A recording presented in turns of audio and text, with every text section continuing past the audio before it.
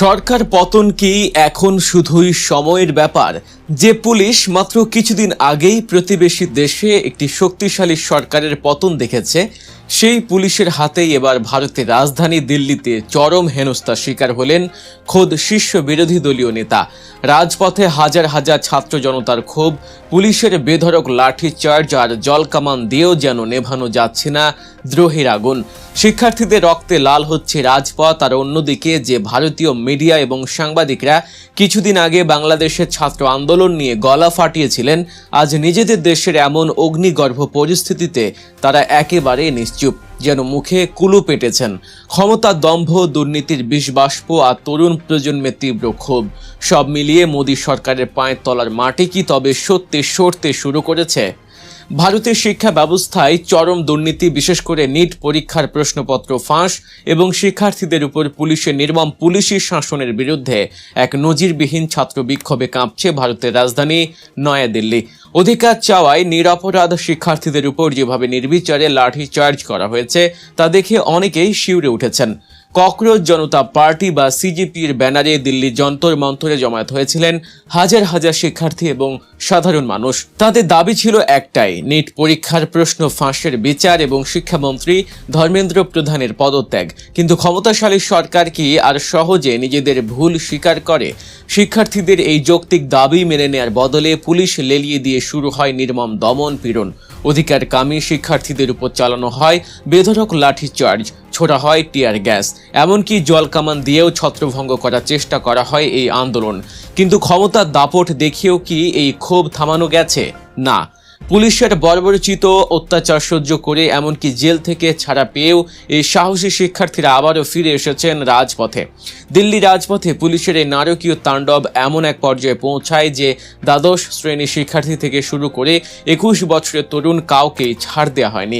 নারী পুলিশ সদস্যরা পর্যন্ত নারী শিক্ষার্থীদের চুল ধরে টেনে হিঁচড়ে প্রিজন ভ্যানে তুলেছে। কিন্তু মোদী প্রশাসন যতই ভয় দেখানোর চেষ্টা করুক না কেন, আন্দোলনকারীরাও সাফ জানিয়ে দিয়েছেন ভেতর থেকে পৌঁছে যাওয়া এই শিক্ষা ব্যবস্থা চলতে দেয়া যায় না। মোদী সরকারের এই অন্যায়ের বিরুদ্ধে তাদের লড়াই থামবে না। শিক্ষার্থীদের উপর এমন বর্বর হামলার পর শুধু সাধারণ মানুষ নয়, একজোট হয়ে রুখে দাঁড়িয়েছে ভারতের শীর্ষ রাজনৈতিক দলগুলো। লোকসভার বিরোধী দলীয় নেতা রাহুল গান্ধী ডান হাতে কালো ব্যাজ বেঁধে এই দুর্নীতির বিরুদ্ধে সোচ্চার হয়েছেন। তিনি অত্যন্ত স্পষ্টভাবে অভিযোগ করেছেন যে গত এক দশকে ভারতে অন্তত 152টি প্রশ্ন ফাঁসের ঘটনা ঘটেছে, যা প্রায় 7.5 কোটি শিক্ষার্থী এবং তাদের পরিবারের জীবন ধ্বংস করে দিয়েছে। অথচ এত বড় বড় কেলেঙ্কারির পরও মোদী সরকারের অধীনে শাস্তি হয়েছে 0 জনের। রাহুল গান্ধী যখন এই প্রতিবাদে অংশ নিতে লোকসভা ভবনের দিকে এগোচ্ছিলেন, তখন যা ঘটেছে তা ভারতের গণতান্ত্রিক ইতিহাসে এক কালো অধ্যায় হয়ে থাকবে। খোদ বিরোধী দলীয় নেতাকে টেনে হিঁচড়ে শারীরিকভাবে হেনস্থা করে পুলিশ। একটি সংবাদ সম্মেলনে রাহুল গান্ধী নিজেই সেই ভয়ঙ্কর অভিজ্ঞতার কথা তুলে ধরেন। তিনি জানান, পুলিশ তাকে জোর করে সরিয়ে নেওয়ার সময় কয়েকজন পুলিশ সদস্য তার কানে ফিস ফিস করে বলছিলেন, এই সরকারকে হটান। অর্থাৎ যে পুলিশ সরকারের নির্দেশে লাঠি চালাচ্ছে তাদের নিজেদের ভেতরেও এই সরকার নিয়ে চরম অসন্তোষ তৈরি হয়েছে। তারা রাজস্থান বা হরিয়ানা থেকে আসা সাধারণ মানুষ, যারা শুধু পুলিশের ইউনিফর্ম পরে ডিউটি করছেন, কিন্তু ভেতর ভেতর তারাও বুঝতে পারছেন যে দেশে চরম অন্যায় হচ্ছে। রাহুল গান্ধী সরকারের কাছে 3টি স্পষ্ট দাবি রেখেছেন। প্রথমত, শিক্ষামন্ত্রী ধর্মেন্দ্র প্রধানের পদত্যাগ। দ্বিতীয়ত, শিক্ষার্থীদের উপর হামলাকারীদের দৃষ্টান্তমূলক শাস্তি। এবং তৃতীয়ত, শিক্ষার্থীদের উপর ওই অমানবিক অত্যাচারের জন্য প্রধানমন্ত্রী নরেন্দ্র মোদীকে প্রকাশ্যে ক্ষমা চাইতে হবে। শুধু রাজনৈতিক নেতারাই নন, মোদী সরকারের উপর ক্ষোভ উগরে দিচ্ছেন ভারতের সুশীল সমাজ এবং বিনোদন জগত। দক্ষিণের জনপ্রিয় অভিনেতা ও মুখ্যমন্ত্রী জোসেফ বিজয় তার রাজনৈতিক দলের পক্ষ থেকে এই নিট পরীক্ষা পুরোপুরি বাতিলের দাবি জানিয়েছেন এবং বিজেপি সরকারের চরম ব্যর্থতাকে কাঠগড়ায় দাঁড় করিয়েছেন। অন্যদিকে ভারতের তুমুল জনপ্রিয় সঙ্গীত শিল্পী অরিজিৎ সিং সামাজিক যোগাযোগ মাধ্যমে অত্যন্ত কড়া ভাষায় আক্রমণ করেছেন সরকারকে। তিনি সরাসরি প্রশ্ন তুলেছেন, আপনারা তো এখন শিক্ষার্থীদেরও মারধর করছেন, নিজেদের কি ভগবান ভেবে নিয়েছেন? অরিজিৎ সিং সতর্ক করে দিয়েছেন যে এই অত্যাচার ইতিহাস মনে রাখবে এবং পরিবর্তনই একমাত্র ধ্রুবক। তার পাশাপাশি বর্ষিয়ান অভিনেত্রী শাবানা আজমি, নাসির উদ্দিন শাহের মতো ব্যক্তিত্বরাও শিক্ষার্থীদের পাশে এসে দাঁড়িয়েছেন। প্রখ্যাত সমাজকর্মী সনম ওয়াংচু শিক্ষার্থীদের দাবিতে অনশন শুরু করলে তাকেও হাসপাতালে ভর্তি করতে হয়।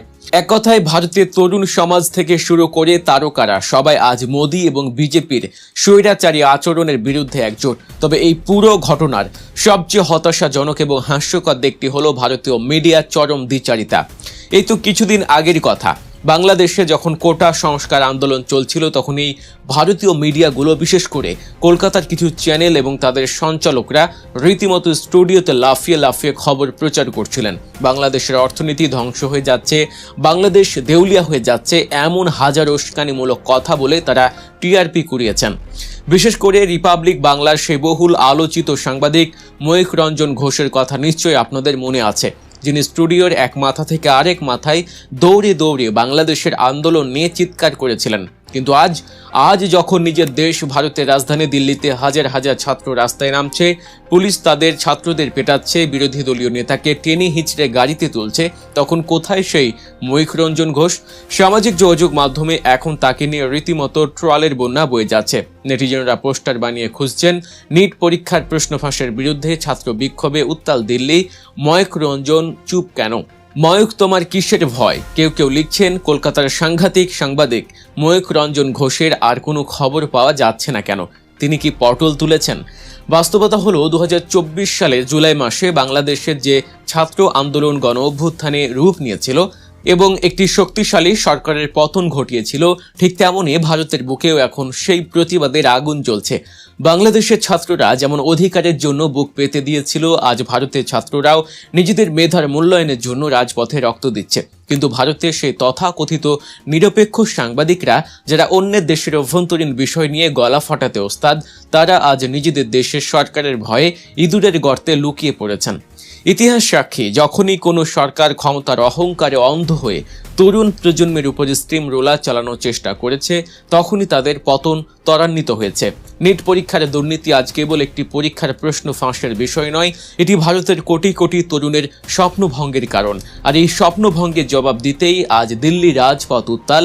যে পুলিশ সদস্যদের দিয়ে সরকার আজ আন্দোলন দমানোর চেষ্টা করছে, সেই পুলিশের ভেতর থেকে যখন বিরোধী নেতাকে বলা হয় সরকার হটান, তখন বুঝতে বাকি থাকে না যে মোদী সরকারের ক্ষমতার ভিত কতটা নড়বড়ে হয়ে গেছে। সময়ের ব্যাপার মাত্র।